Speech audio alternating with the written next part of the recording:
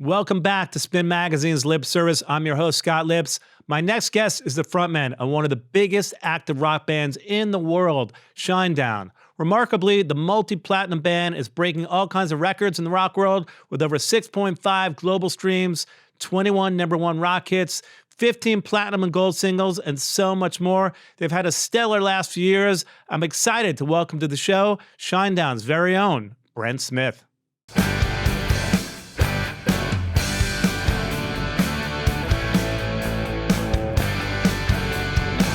Welcome to the show, Brent Smith of Shinedown. How are you? I'm good, man. Thanks for doing this today. I'm pumped. Thanks for being here. I'm pumped to have you. How's it going? It's good, man. It was a nice drive in, like not too far from the Beverly Hilton where I'm staying at. I lived in California from 2010 to 2016. I lived in Thousand Oaks, but I know LA kind of like the back of my hand. I've been coming here for like 20 years, but it's strange. You're almost like homeless. I mean, I'm home free. Home free because you tour so much that you sort of don't need a home, right? So I sold the house in Thousand Oaks in 2016 because of the 6 years I owned it. I was never there, but because I have so many people over the last 2 decades, like studios, writing, recording, just of the last 2 decades, a lot of it was in Los Angeles. So for me, it made a lot of sense to have a home base here. But again, I was always touring. So the 6 years I owned the home, I was never in it. So I sold it and I haven't had a mortgage since, but I basically live in hotels. Do you like living out of hotels? It's almost like a gypsy lifestyle, like a modern day gypsy, I guess, right? Yeah, it works for me. It's not for everybody. I have a 17-year-old son who lives in Florida.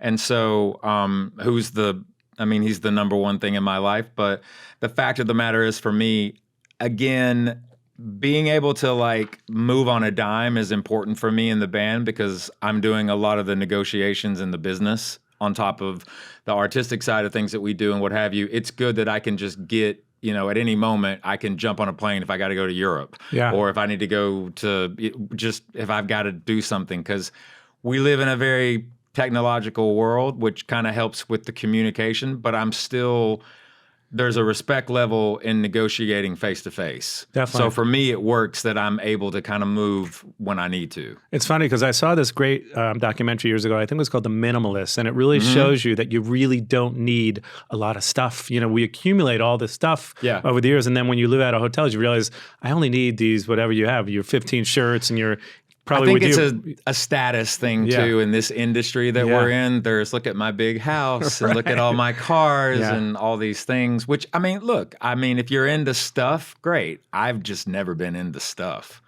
When you started making a lot of money, did you have like a first purchase that you were like, maybe it was a watch or a pair of Jordans or something that you're like, because early on as musicians, we never really, the first couple of years it's really hard to make money, as everyone knows, right? Yeah. And when you first make it, you're like, I'm going to take this whatever amount of money and buy something. What was that thing?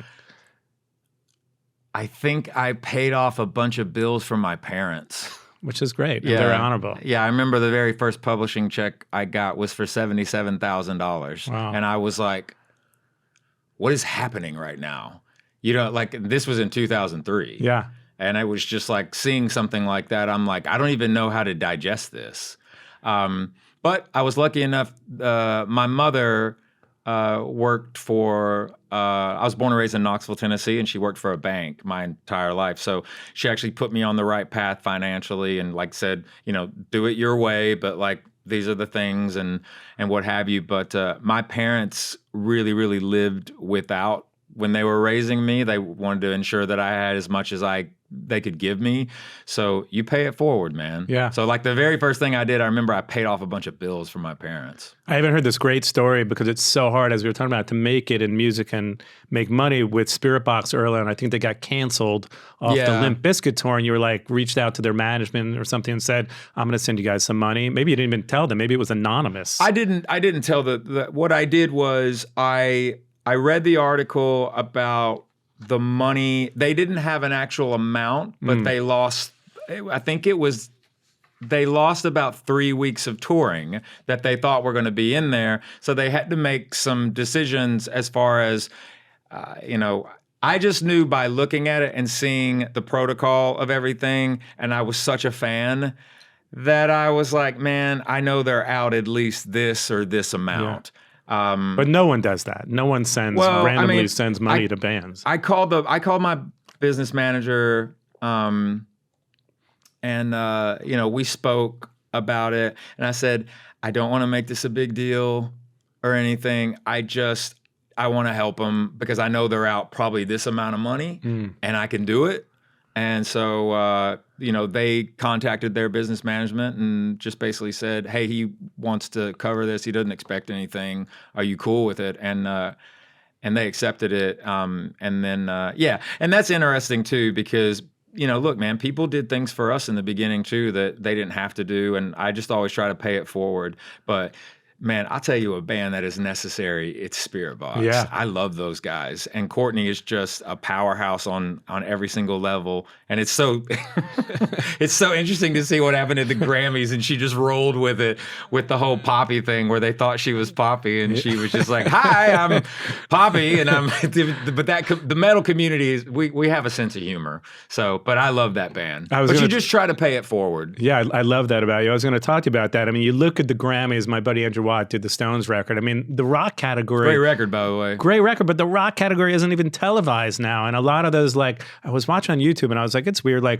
are all the pop stars? And I was like, wait a minute, I'm watching the non-televised portion, which had rock and metal, hard rock, whatever it may be. And I realized woke up the next day, Sierra Farrell with 4 Grammys, and none of it was broadcast. Yeah. That was in bluegrass and crazy. Some of the country elements. Look, I was able to meet Harvey last year a couple of times. Chairman of the Grammys. And I'm hoping to, while I'm here, get an opportunity to sit down with him and talk to him about that. Because I watched the Grammys and I actually thought the performances were really great, because I'm I was a fan of Benson Boone before Beautiful Things kind of happened, because the beauty of Benson and even Teddy Swims, there's a rock element in that pop culture now. People, when I said that about Beautiful Things with Benson Boone, people were like, what do you mean it's a rock song? I'm like, it's a rock song. It's a rock song. I don't know exactly, but my ear can hear that's a Stratocaster or a Telly running through a Fender Twin wide open. And obviously it might be whatever the in the box channels are, but there's an attitude built in that, and there's a conviction in that song. And it's good to hear that on pop radio. But you're not wrong about, there's a community of people in the rock and roll community, which is more than just a genre of music. Rock and roll is an attitude and a way of life for people. And the thing that, I appreciated the fact that, a couple of years ago, The Weeknd talked about diversity, and, Harvey was right there front and center, and then The Weeknd played, and it was about that unique understanding of how music evolves and what people want to see. And are they watching it on TV? Are they watching it on their phones? Well, they're watching it on whatever their device is. But there's been a number of years now where rock has not been really represented on the Grammys. And I'm talking about rock. Right. It used to be all rock. It used to be only rock. So it's so crazy now. And the thing is, and again, too, man, I'm a fan of Chappell Roan and the fact that she's rock and roll too, man. That's Ziggy Stardust. That's Bowie, what she's doing. Yeah. Which she's doing her thing. Sabrina Carpenter, I love the fact that she's very tongue-in-cheek about things and has a sense of humor. These are really talented artists and, a younger generation. But that rock and roll community is very invested in the music and what it means to them. But you're missing not hundreds of thousands of people's attention span.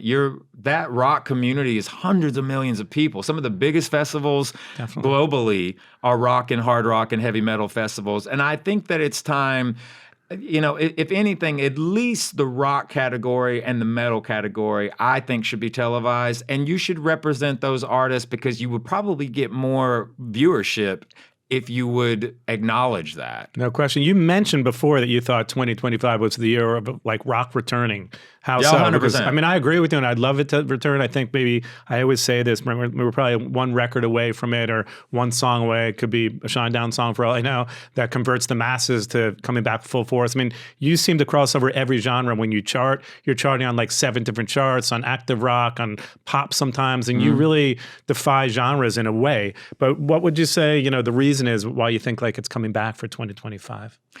That there is something that human beings are connected to, you're never going to replace drums, bass, guitar, badass vocals, and a killer song. Yeah, I agree. And I think that there's an element, there's just and I say this in the most open frame of mind, frame of reference.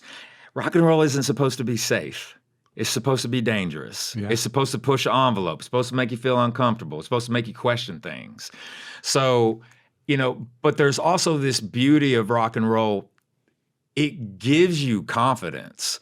Like there is just something about a distorted guitar and, male or female singing at the top of their lungs, just this angst. And then obviously you want there to be, the subject matter is something that I think that you have a generation that's starting to, Generation Z, they're starting to get older. I think the new generation now, they're called Alpha. So there's always like, I'm Generation X. Yeah. So I feel very, very fortunate that I grew up, my teenage years were between 1990 and 1996. Like that was my high school, which the Seattle scene. From 90 to 96, the amount of records that were released during that time frame. And incredible records. The best records ever. I mean, and still hold up. Yeah. Like really, really hold up. So I think there is a return to form where there is something unique about, you've got all these gadgets and this technology and different soundscapes and all that. And listen, in Shinedown,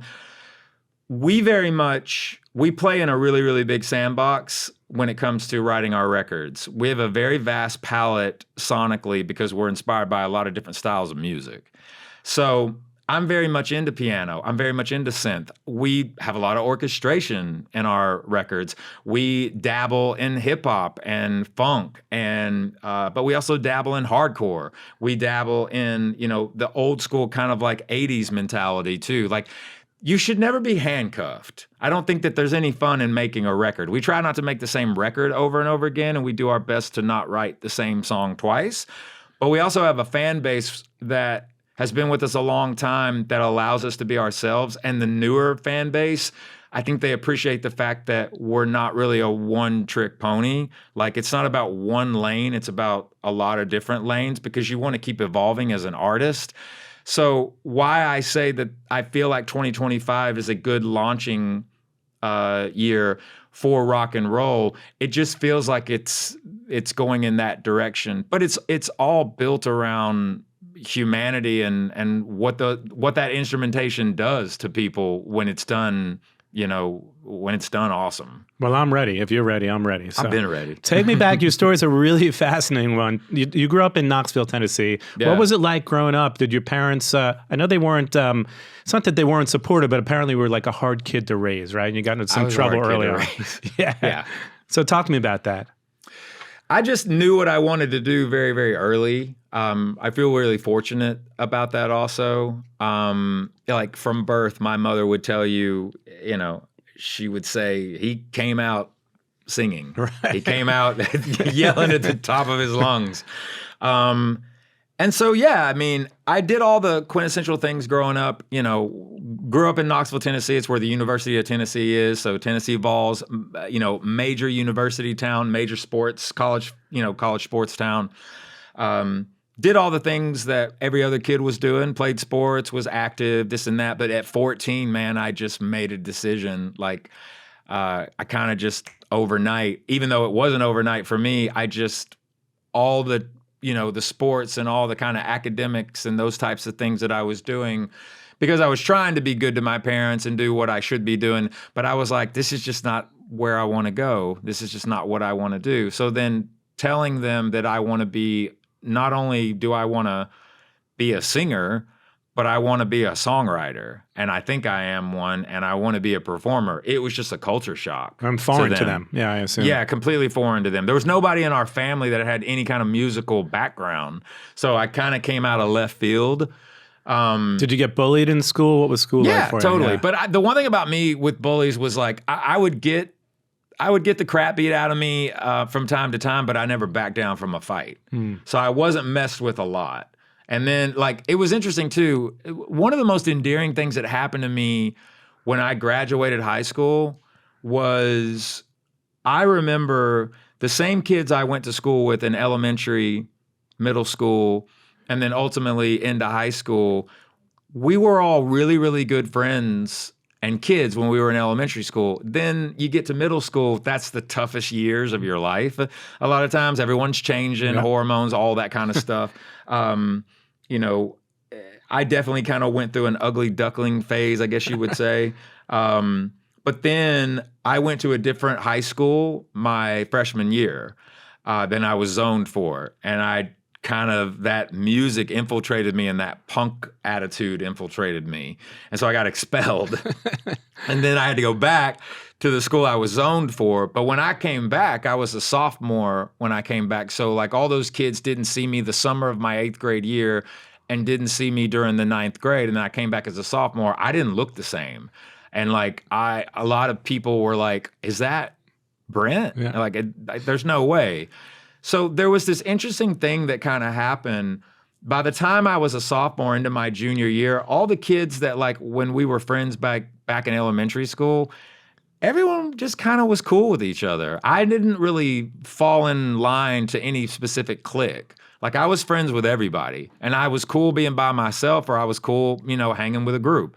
But I was very much kind of my own person during that whole time. So by the time I was in like my senior year, I got a fake ID. I was playing in clubs, you know. And what was it like GNR you were listening to early on? I mean, I know that you had a ton of musical influences, but I mean, when I was 14 years old, I was listening to a lot of like punk rock. I was listening to The Exploited. I was listening to The Germs. I was listening to, you know, the Sex Pistols. I was really heavy into thrash. Just kind of like, I remember like the very first time I heard Venom, I'm like, what is this? So obviously kind of freaked my parents out. They were like, you know, what are you listening to? And I just remember my dad when I was 14 coming in and kind of completely, he didn't realize that he was going to change my life forever. But he handed me this tape and he was like, I want you to listen to this. It's a different kind of music, but like, I think you might enjoy it. And then he like left the room and then I like chucked it in the corner, didn't care. A couple weeks go by. I find this tape in the corner. I put it in, you know, my stereo and that was Otis Redding. Amazing. And like, it was the only way I know how to put this into perspective is when I heard Otis Redding for the first time, it was kind of like dropping acid for the first time or like tasting chocolate cake for the first time. Like this whole world kind of opened up that I didn't even know existed because Otis Redding got me to Percy Sledge, which got me to Al Green, got me to Marvin Gaye, got me to Sam Cooke. Sam Cooke got me to Nina Simone, Ella Fitzgerald, Billie Holiday, and then I kind of like I didn't listen to the Beatles record until I was 24 years old. Like the White Album by the Beatles, I was 24 before I listened to it. And I kind of appreciated that because maybe I wouldn't have understood it at 18 as I did when I was 24. And then like the White Album got me to Black Sabbath, and then Black Sabbath got me to Led Zeppelin. So there was this open door to like funk and Motown and like really rhythm and blues and R&B that I didn't even know exist. And then I started getting into like the blues and soul singers and things like that. And then that kind of, when the 90s happened, I mean, Super Unknown changed my life. Like just the songwriting on that record and just Chris Cornell's voice, incredible. Even though I knew a decent amount of Bad Motorfinger, but not a lot. And then Alice in Chains and Pearl Jam, obviously, you know, Nirvana's Nevermind was a massively influential record to a lot of people, still is a massive influential record. I imagine Appetite for Destruction. Appetite for Destruction was really important because I always say, like, I've never been taught how to sing. Like, I've gone to some teachers and stuff like that to kind of more warm-up concepts, to kind of learn how to, like, warm the voice up correctly. But, man, when I was, like, 15 years old, like my parents would go out like on Friday night, like date nights, and there was just a great echo in the garage in our house. I would take Appetite for Destruction out, blast it on a boombox, and just sing it note for note. Axl Rose really kind of taught me how to sing high. Amazing. So little things like that. So I had some great teachers. And walk me through how you get this deal. Your story is so fascinating because you get a deal with Atlantic early on. Yeah. I think Michael Beinhorn actually came to see. He did one of the records with Hole and Courtney, one of the Celebrity greatest Skin, records. man, great record. Exactly, and a great producer, but not easy to work with, from what I hear. I never worked with him. But walk me through how that happened when you get a deal with Atlantic, and then obviously you get dropped, and then you end up getting re-signed, which is so rare as like a solo artist. And I think from what they said to you is like, Brent, we love you, but you're not with the right group of guys. Yeah, so what happened was this. Fought really, really, really, really hard to get the opportunity to have not only Michael Beinhorn come to Knoxville, Tennessee, had to put a show together very quickly, found out about it on like a Sunday, had to put a show together by Tuesday, and then had to get as many friends as we could to the venue. And this is pre-Zach and Eric and the guys in Shinedown. Yeah. This is pre-Zach and Eric. But man, thank God for Zach and Eric. I can't stress that enough. Especially with me and Barry. But the bottom line was this. So we got the first deal, and it was a real record deal with the band that I was in Knoxville. The demo process was about 9 months before we got dropped. But right before we got dropped, the A&R, which is a gentleman by the name of Steve Robertson, in the industry he goes by Steve-O. He actually runs Severance Management and Records with Mike Easterlin now. And he was massively influential because I'm the A&R that I am now 25 years later because of Steve Robertson. Amazing. And he, by the way, Steve was a part of, he was the A&R for Leave a Whisper, the debut, the sophomore record, Us and Them, The Sound of Madness, Amaryllis, Threat to Survival, Attention, Attention, and Planet Zero. Incredible. So he was the guy for all those. But he really taught me a lot in that time frame. Anyway, I'm getting a little far ahead here. But the band was dropped from Knoxville after 9 months. Steve then called me back about 2 weeks later and said, "How are you doing?" And I'm like, "I'm fine." Because at that point, I was like, I was either going to go to Los Angeles or I was going to go to New York from Knoxville. I was like, I got to go somewhere else, but not here. Because it's hard to make it in Knoxville. Yeah, because I was just like, man, I just want to try something else. Yeah. You know, and I knew I was like, I'm probably going to be homeless, you know, this and that, but I don't care. I'm just going to go for it. So it was very interesting that I got a phone call from him and he said, "How you doing?" I'm like, "I'm good, man." I wasn't mad at him. I really wasn't. Did you feel like you were with the right guys back then? Man, it's so difficult for me to think back at that point in time because what had occurred was that Steve had put me on a plane and I went out to Los Angeles for the very first time and I worked with a writer named John Shanks and I worked with Desmond Child in Nashville and I worked with a couple of other people, Tommy Sims being one of these were songwriters. And for people that don't know, Desmond Child has written massive, incredible. It's some John of the biggest Shanks, hits ever. Same thing, Yeah. massive. You know, Tommy Sims too. And so Steve put me in with these guys to see what would happen if I was in a room with people that's what they do. They're songwriters. So what occurred was I got in there and I just jumped right in with them. And then so the songs that were written during that time frame, you know, they looked at them and I think Steve-O was like, okay, there's something here. He just might not be with a group of guys that can go to this level that I need him to be working with right now. So it is the music business, man. You know, and I tell people this all the time, and it holds true to today as well. You got to remember that it says the music business, okay? You are only as good as your last trick. You're either making the money or you're not. So the reality of that is I think Steve went to everybody at Atlantic. Craig Cowman, who's still with Atlantic Records, is a legend in the music industry. Years. Yeah, I love Craig. He went in with Craig and he said, "I want to re-sign him to a development deal and I want to actually use the Ahmet Ertegun model and develop him. You got to give me at least a year." And Craig was like, "You got 6 months. You got 6 months to see if you can put something together." And so long and the short of it, for me and Steve, I signed that deal again. Or I signed that development deal, but I was never a solo artist. The goal was always, I wanted to be in a band. I wanted to create a band, and I wanted it to be a brotherhood, and I wanted it to be a family. And so that's exactly what we did. But it was a 3-year journey to create Shinedown and to form what it would become for that debut record. So it was a lot of work. When I say it was trains, planes, and automobiles for me and Steve. Steve literally, like, he rolled the dice on me. Like, because he had already had a couple of drops, some stuff that he already signed and it had gotten dropped. And he was, I mean, even people in the Atlantic were like, you're going to bet your career on this kid from Knoxville, Tennessee, because you think he's a songwriter and could potentially be a performer? And he was like, yeah, I am. When did it start clicking for you? Is it when you met Bill, your manager, and things just started, you were added to radio like more times than you could imagine? Did it just start clicking? It didn't start off exactly like that. As powerful as, Bill was at the time and still is, I think there's a lot of respect when you talk about Bill McGathy and you talk about Indigood Entertainment, especially in the rock world and in the alternative space.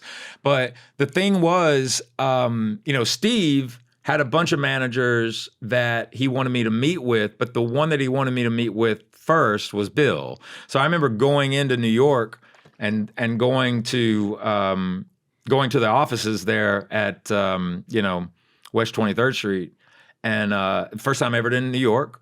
Went up to the building, and Bill was super cool. But, Bill was hustling and doing stuff, man. It's that office building still to this day, there's just this wild energy in there. And it's really, really cool. When you walk in, it's like a rock and roll museum to begin with. But I just remember the first thing I said to him was like, why should you be my manager? And he looked at me and he was like, because I'm the only one that'll be able to get you through that Atlantic record system. And you're still with them all these years later. Yeah. People don't know the band has had like 19 number ones, which is astounding.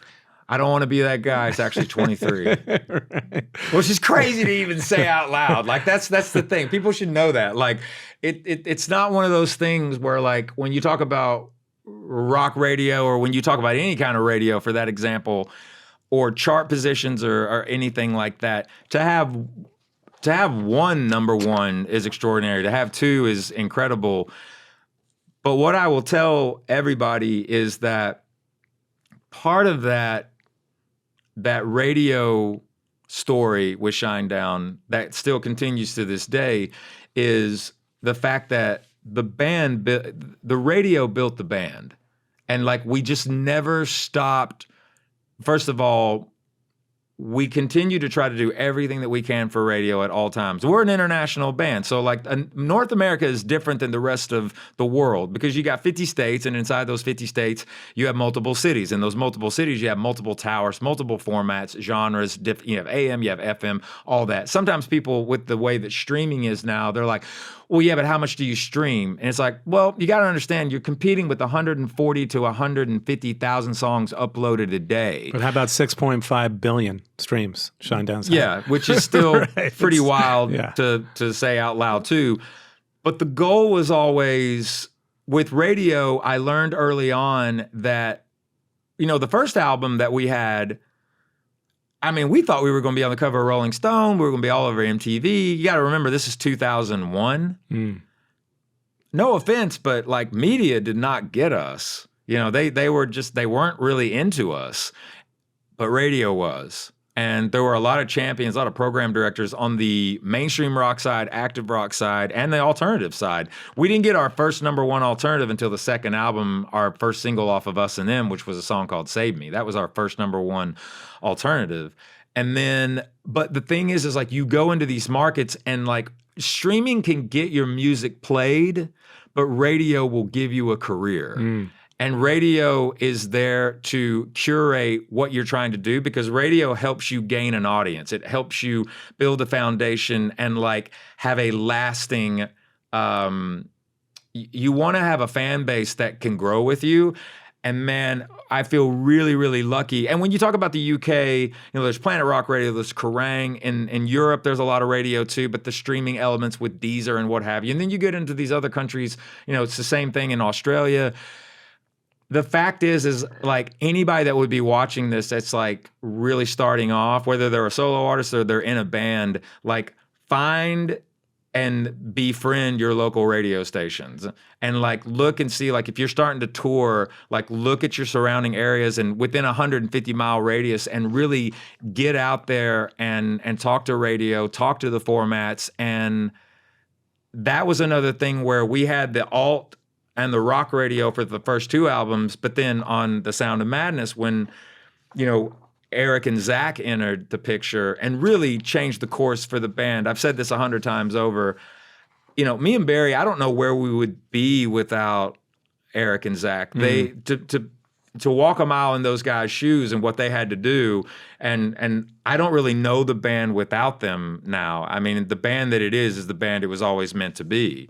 But that shift with Sound of Madness, a lot of that had to do with Rob Cavallo coming in to produce that record alongside Doug McKean. And with that, Rob was really, really focusing on the songwriting. And then really the band found a kindred spirit in the writing at that time too, with a gentleman by the name of Dave Bassett, who has been really the 5th member of the band in the studio since the Sound of Madness album in regards to the songwriting.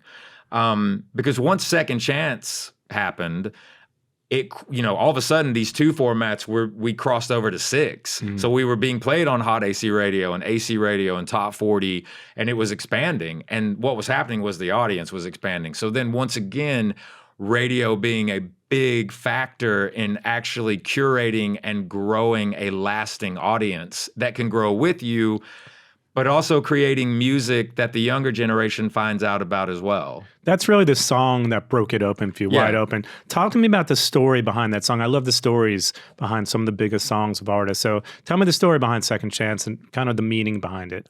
Second Chance was just, going back to what we talked about earlier, I was most definitely not an easy kid to raise. You were in jail for a moment, right? Or I was in jail quite a few times. Like quite a few, for what? Was it stealing? All kinds of bad stuff. Like anything we could talk about? Or all kinds of bad stuff, man. Like, you know. Is it drug dealing? What is it at that point? Drugs, just, you know, this, you know, let me put it to you this way. You are sitting across from a very, very lucky individual. You are sitting across from one of the luckiest people on the planet. From jail to playing Madison Square Garden. Well, I haven't played it yet. Well, you're going to play it. Well, yeah, it's on the books, knock on wood. We ain't there yet. Yeah. We announced it, which is still to this day, like, crazy, man. Like, not to go away from the question that was asked, but like, when I went in to do social media content with them at the Garden, they hosted me in an afternoon to do it all, and they were so stoked I was there, and I was stoked to be there. And they're like, "Man, it's just got to feel awesome that you're going to be coming back to Madison Square Garden and playing as a headliner." I'm like, the first time I've ever walked foot in this building is right now. And they all looked at me and were like, "What?" And I'm like, "I've never even been in the building until now." Wow. They're like, "So the very first time you play it, you'll be a headliner." I'm like, "Yeah." Yeah. Like, so these moments, again, too, it doesn't happen overnight, you know? But Second Chance is really about that, right? Yeah, like the past and by the way, man, you know, what was even crazier was in 2023, I'm in my hometown in Knoxville, Tennessee, and the mayor of Knoxville, I had no idea they were going to do this. We were at the Thompson Bowling Arena, first time playing the bowling arena, you know, in the band's history. And there's a section of the show where Barry and Zach and Eric kind of do their own thing. I take a breather, and all of a sudden, the mayor of Knoxville is like walking out, and I get called up on stage, and not only does he give me the key to the city, he gives me the key to the county. Amazing. And I'm like, what is happening right now? But no, like, I'll never forget the day.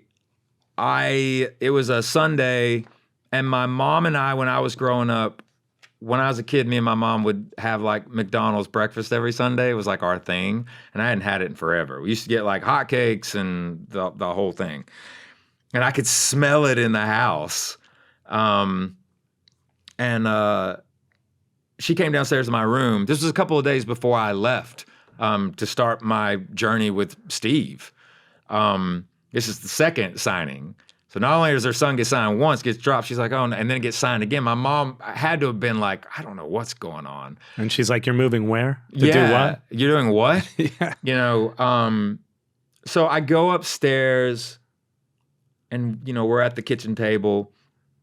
And I just remember her looking at me and saying, I'm not going to try and tell you that I understand this path that you're trying to carve out, that I understand what you're doing. But it obviously means something to you. And you got to remember, too, she's been with me through all of the, you know, the issues with the law and everything else and all these different things. And I just remember her looking at me and saying, even though I don't understand it, you're my son and I love you. And I want you to get the hell out of here.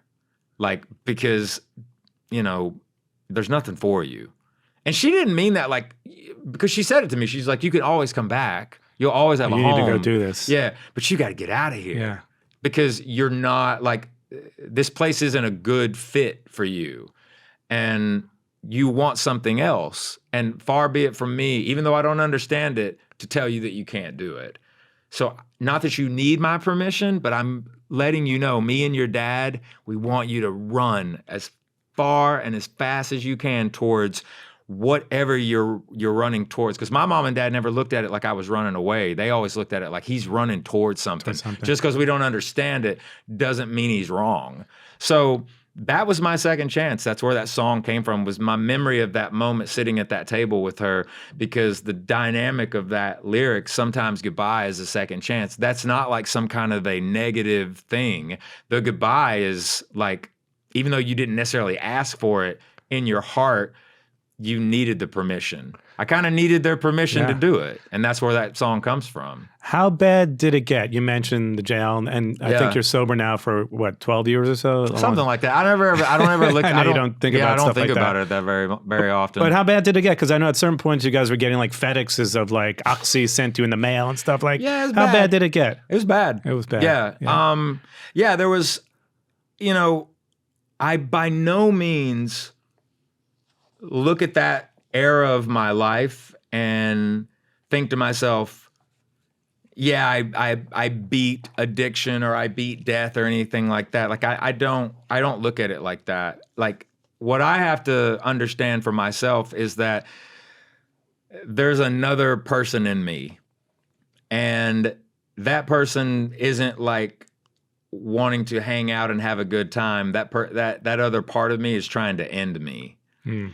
And that's a brutal thing to say out loud, but it's the truth. Like, I have a very addictive personality. And so my whole idea with drugs and alcohol was I was never doing drugs or drinking to have a good time. I was doing it to like fall down. I was doing it just to make the day go away. And at a certain point in time, I think to myself often, I needed to be messed up in order to write messed up, or to be able to like tap into that dark part of my psyche to write music the way that I did, or songs the way that I did. What's interesting about that is I never needed any of that, really, because I never walked into a studio high when I did a vocal. I can't even remember anything that was ever recorded that was a final take. When you were high? I was sober. Because I could never sing against a mic like high. Couldn't do it. But lyrically, were you pulling from a different place when you were using versus now? Yeah, I think you do, right? Yeah, but I'll tell you the interesting thing, and a lot of it has to do with Eric Bass, our bass player, who's way more than a bass player, because for people that don't know, the last two records and this current record that we're working on, Eric is the producer, engineer, and the mixer of these albums. And so the very first full-length record we did, where Eric was at the helm of it all, alongside his mentor, which was Doug McKean, actually. Because Doug McKean engineered The Sound of Madness, and he engineered Amaryllis with Rob Cavallo. But Doug engineered Attention, Attention. He engineered Planet Zero. As well. Threat to Survival, he didn't do as much. He had a couple more songs, but the point being, when we were doing Attention, which is the first record that Eric was at the helm of doing the whole record, when we got finished with that record, something that I didn't even realize had occurred. And Eric was asked, what's the thing you're the most proud of with this album? And Eric said that my friend next to me, who I think used to feel as if he needed to be high or he needed to be on drugs to write a record or to do all these things outside the facts, that he did this entire record sober. Incredible. Like, and I didn't even, when he said it, I was sitting next to him when he said it, I was like, did I? And he laughed, you know, but then I realized he was 100% right. I was like, holy crap, I did do it completely sober, like the whole thing.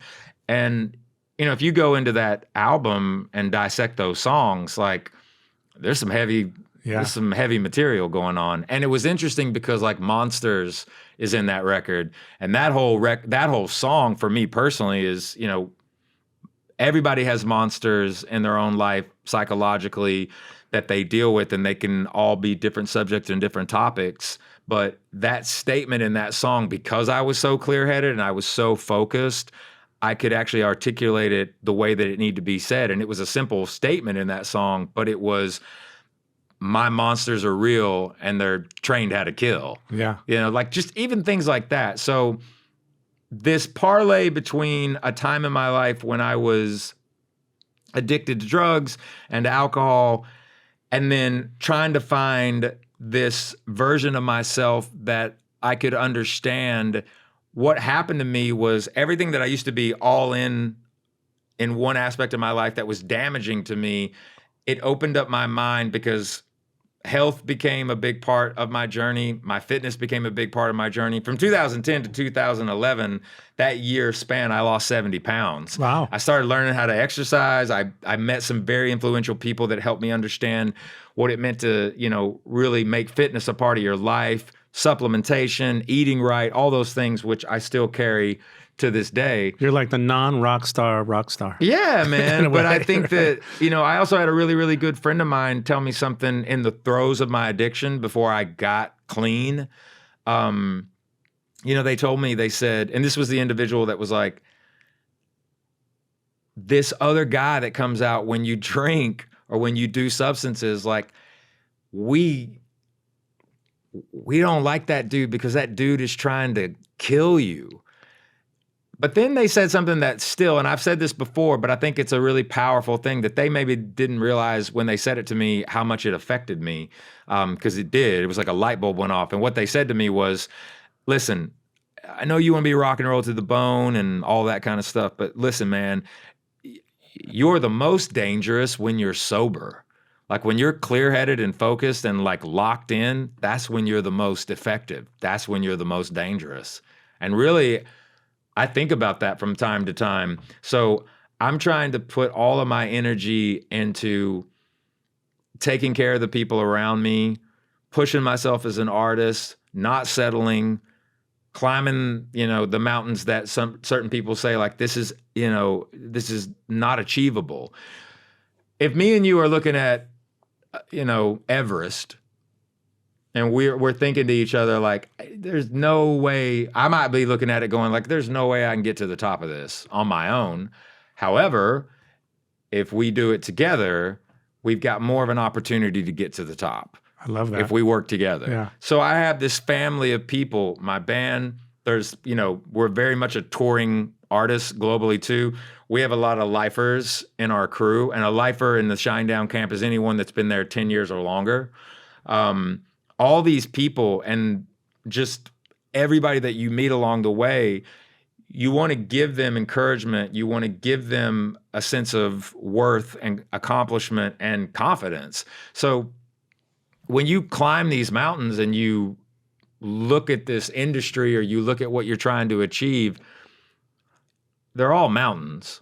You know what I mean? And when you get to the top of one, you should take a minute and celebrate. You should take a minute and say, good job. And then go find a bigger mountain. At this point, I think you've climbed lots of mountains. Yeah, definitely. I still dig doing it though.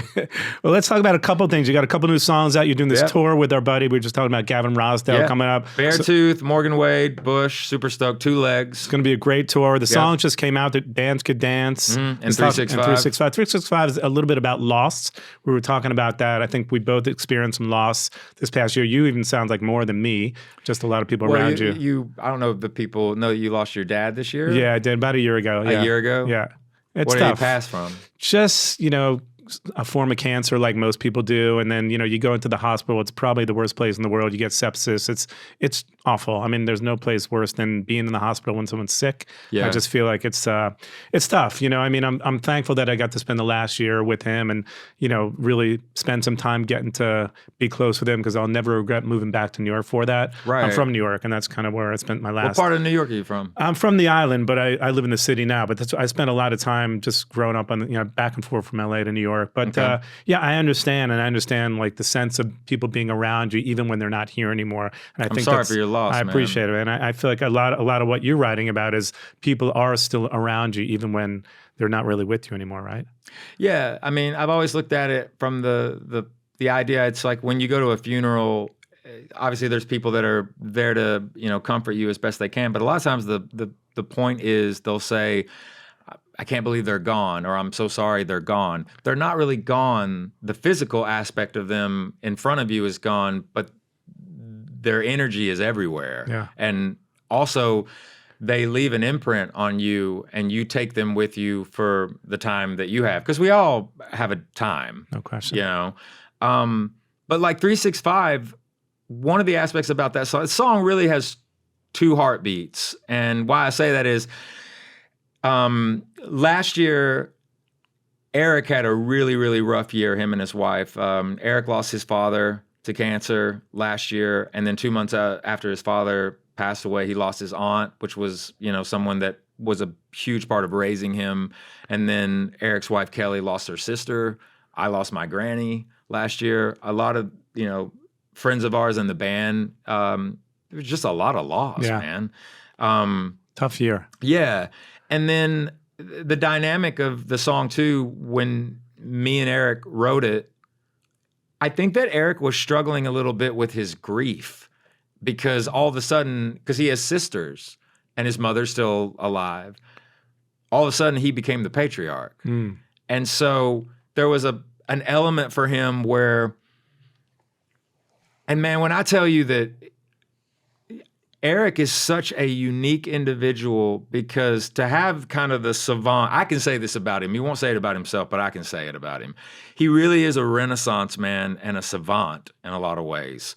And he was just really having a hard time because he felt like, I'm not grieving enough. I should be in this more. Why am I not? I'm like, listen, we all grieve differently. You're not, there's nothing wrong with how you're handling this. You're taking on a lot. Mm.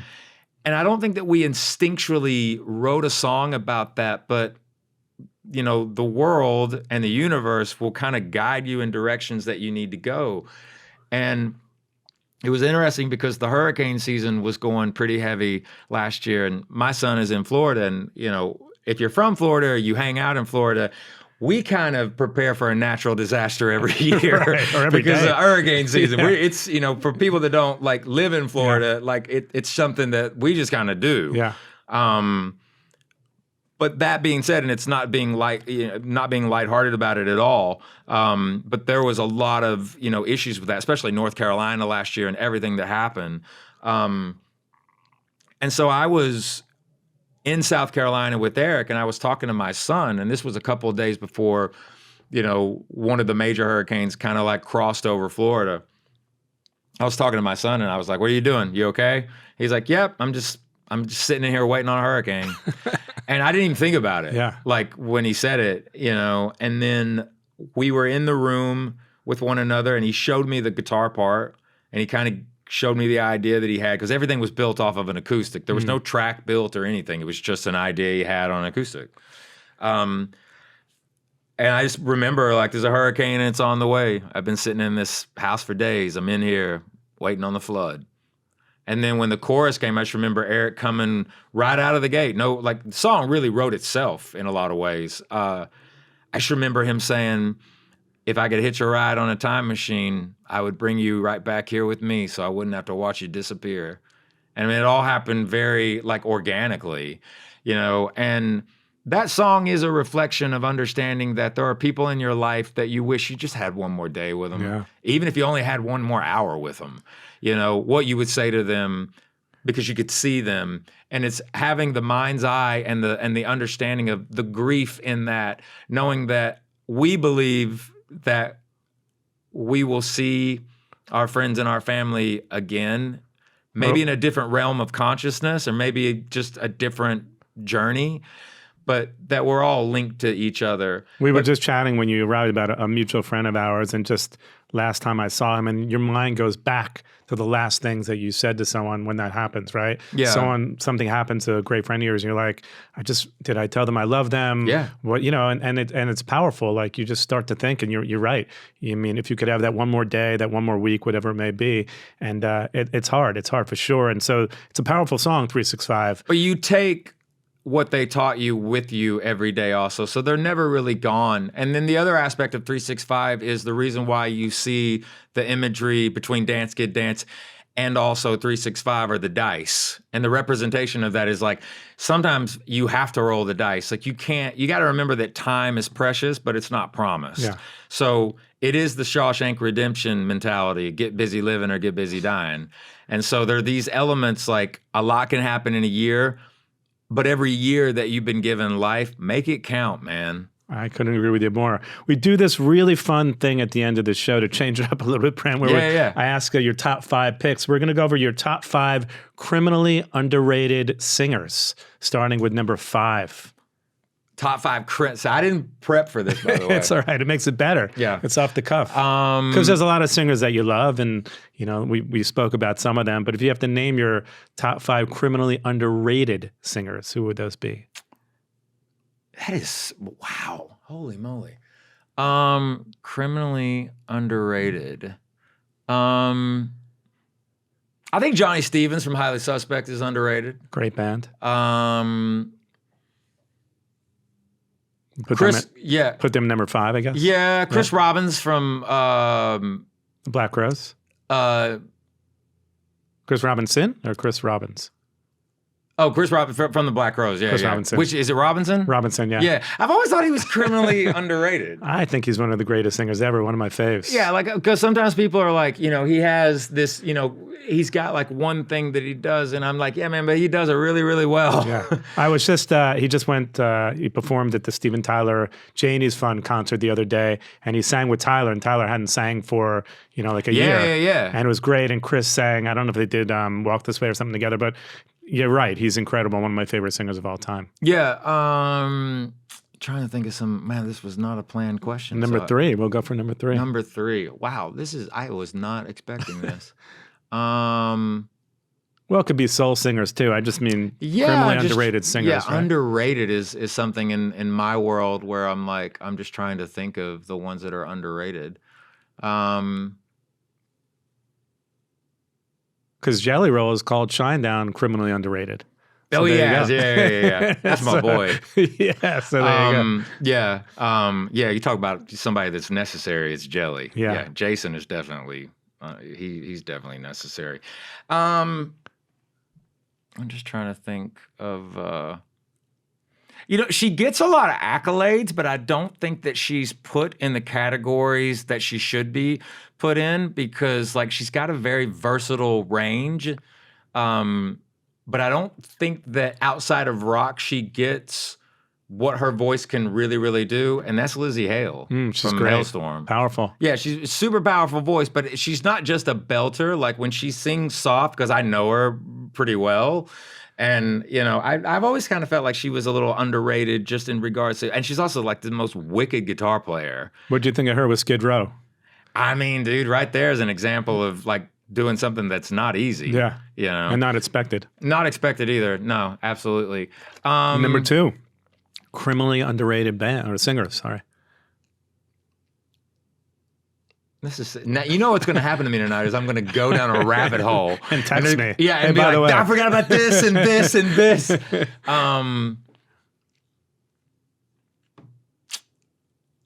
This will be a little controversial, and I'm okay with it. Fred Durst. Okay. Yeah, it might be controversial. It's very it'll be controversial. People will be like, what? There's a unique thing, and I always go back to Behind Blue Eyes when he did that, that was like the glimpse of like, oh, wait a minute. Right. Like, hang on a second. Like, does he have the strongest voice in the world? Not necessarily, but he's got like when he sings and he's singing something vulnerable, it actually has a very special quality to it. Again, I know he's a controversial figure, no matter how you look at it. But as a singer, like he's known for the rap and the yeah and all that kind of stuff, man. But like I go back to like when he did that quick little cover of Behind Blue Eyes, and I was like, oh wait a minute, man, there's something in there. And they're having a resurgence, so you know. Totally. Yeah. And number one, criminally underrated singer, Scott Stapp. Okay. 1000%. Yeah. Yeah. Creed. Who would have thought they would have had that resurgence, right? 2010, I think they both tried to do it. It was a little too early. I think that they obviously got it right on the money. I mean, the Creed tour, I mean, dude, when I can think about it right now, like I think it was 61 shows and it was over 1 million ticket sales. Incredible. So somebody was there. No, I think it's their time. There's an element of nostalgia in there that I think is really, really important. And a younger generation, like where we grew up, it was this time frame was a bit more, what people thought was like, oh, that's corny or that's not cool anymore. And you have these times that go by, like these younger generations, these kids don't know who Limp Bizkit was back in like the early 2000s or Creed was in the 90s or what have you. So like all of a sudden this is like brand new to them. Though thanks to social media, they all discover it now, right? Even if it's 10, 20 years later. 100%. Yeah. That's why I love seeing all like the new metal bands coming back up. Like, I mean, the big thing for me was, and this is something where I think a lot of people are really stoked about it, but one of the most incredible new metal debut albums of all time was Snot. Yeah, good band. And, having, this gentleman, Andy, come in who literally like, studied Lynn Straight and all of those elements and things of that nature. And, to see them have this resurgence now and this want for this band to come back and create new music, but also this singer that they've tapped has such a respect towards Lynn Straight's legacy that it's just wild to watch because you literally, like, he sounds like Lynn. Yeah. It's crazy. Well, Shinedown, go check out the tour. It's coming up. It's like everywhere. The Forum was just announced. Can we talk about that? Yeah, August 3rd. August 3rd? Yeah. And obviously MSG Madison Square Garden, which is being incredible. Check out the new music. Boston Garden for the first time, too. All kinds of wild stuff. We'll have to do like a part 2. I feel like there's so much more to talk about with you, but this is great. I appreciate you coming out. Are you going to be, like, make sure you're here in LA on August 3rd, or make sure I can't remember what day is July, I think it's July 20th is Madison Square Garden? I'm definitely coming out to one of those, hopefully MSG for sure. And bring everybody with you, man. Bring my crew for sure. I got you covered backstage. I love it. Full red carpet. I'll be there. Thanks, Brent. I appreciate you coming out. My pleasure. Thanks so my brother. much. Appreciate it.